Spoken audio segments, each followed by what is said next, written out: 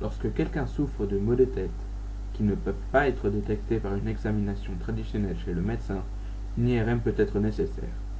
Quand une IRM est administrée, le patient est allongé sur une plateforme coulissante qui entre au centre de la machine. Une fois entré dans la machine, l'aimant principal va soumettre le patient à un champ magnétique qui traversera son corps. Puis, ensuite, une onde de radiofréquence exciter les protons d'hydrogène.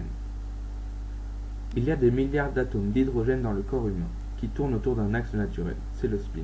Quand le champ magnétique est introduit, les atomes s'alignent par rapport à celui-ci comme des compas, et tournent autour d'un nouvel axe, et quand le champ magnétique est arrêté, les atomes retournent dans leurs alignements naturels. Au fur et à mesure qu'ils se relaxent, ils émettent de l'énergie, et agissent comme des émetteurs d'ondes radio. Différents tissus libèrent différentes quantités d'énergie, et l'ordinateur reconnaît ces différentes pulsations. La différence en énergie est due à la différence de temps de réalignement. Les tissus denses mettent plus de temps à se réaligner que les tissus mous.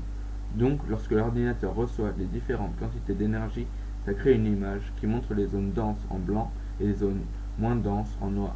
Avec cette procédure, l'IRM peut montrer des organes, des tendons, des ligaments, etc.